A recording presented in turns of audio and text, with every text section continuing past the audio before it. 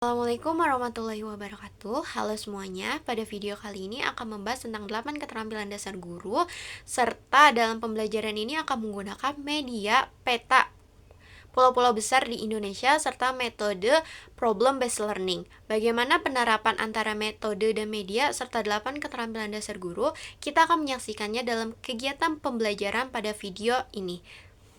Assalamualaikum warahmatullahi wabarakatuh. Sebelum mulai pembelajaran, mari kita mulai dengan bacaan doa. Semoga pembelajaran kali ini bisa berjalan dengan lancar dan ilmu-ilmu yang diberikan bisa menjadi ilmu yang berkah. Berdoa dipersilakan. Berdoa dicukupkan. Baik. Sebelumnya, Ibu mau tahu di mana level semangat kalian untuk belajar hari ini. Kalian bisa mulai dari skala 1 sampai 5 ya. Skala 1 itu artinya kalian tidak semangat, dan skala 5 artinya kalian semangat banget buat belajar kali ini. Bisa ditunjukin lewat tangan ya. Gimana semangat kalian belajar hari ini? Untuk bisa semangat lagi, Ibu mau ngasih motivasi. Ini motivasinya Ibu kutip dari salah satu buku yang Ibu baca. Jadi penulisnya bilang gini, kalian semangatlah untuk mengejar apa yang ingin kalian capai sambil mensyukuri apa yang kalian miliki hari ini. Dan jangan lupa kalian di masa depan sukses atau tidaknya itu gambaran bagaimana kalian menjalani hari ini. Gimana, udah lebih semangat gak? Semangat! Oke, kita mulai aja ya. Jadi sebelumnya pembelajaran kalian tuh sama Bapak Sabil belajar tentang AI ya? Ya. Menurut kalian AI itu keren gak sih? Keren. Menurut Ibu juga AI itu keren banget ya. Dia bisa menjawab apapun meskipun jawabannya belum tentu benar ya. Tapi ada satu hal yang harus saya lakukan, yaitu melatih bagaimana siswa berpikir kritis. Kita mulai ke bab ini, menyambungkan bagaimana AI dengan pembelajaran kali ini. Bisa dibaca. Mengikuti sebagai upaya membangun guru abad 21 dengan critical pedagogy. Nah, yang kalian baca adalah materi yang akan kita bahas. Nah, ruang lingkupnya apa aja sih? Jadi dari sini kita akan mempelajari apa itu micro teaching dari sisi keterampilan guru abad 21, lalu apa itu critical pedagogy, dan bagaimana kita melatihnya melalui permainan sederhana. Nah, untuk tujuannya kita memiliki tujuan pembelajaran, yaitu memahami apa itu micro teaching dan sebagai upaya membangun guru abad 21, dan yang kedua itu menjelaskan apa itu critical pedagogy dan menyelesaikan suatu masalah melalui dua keterampilan itu, micro teaching dan critical pedagogy. Kita masuk ke materinya, kita tambahin salah satunya critical pedagogy. Critical pedagogy itu kan mulai dari kritis ya. Ada yang tahu kritis itu apa? Secara umum aja. Kritis kan sering banget didengar ya, kalian tuh main sosmed tuh jangan iya-iya aja. Boleh Nabil? Cara berpikir lebih lanjut untuk memahami sebuah sesuatu. Oke, Ibu setuju sama pendapatnya Nabil, Ibu tambahin ya. Jadi Ibu tambahin dari pendapatnya Dr. Bayu. Dia bilang gini di Konferensi UNY. Dia bilang kalau critical pedagogy itu adalah gimana pendekatan pembelajaran yang membantu siswa untuk memahami dan mempertanyakan hal-hal yang mereka pelajari. Jadi nggak cuma iya-iya aja. Terus kalau kita tambahin lagi, konsep ini tuh pertama kali dikatakan oleh Paulo. Ada yang kenal Paulo nggak?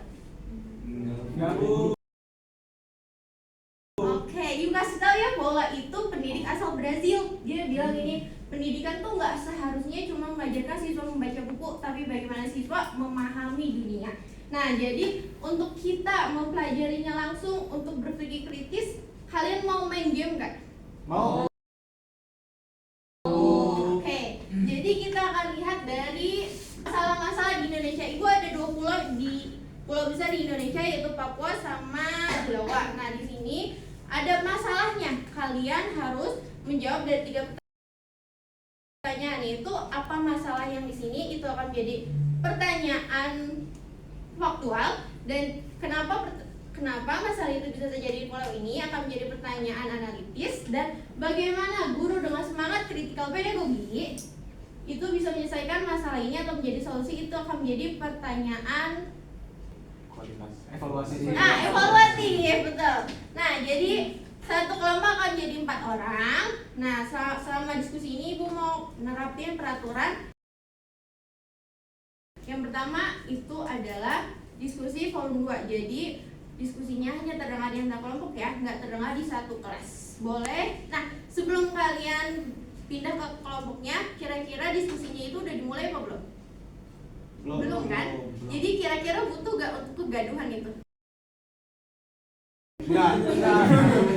Jadi bisa ya kita secara tenang. Boleh di kelompok, satu kelompok 4 orang. Detik atau 90 detik dimulai dari sekarang.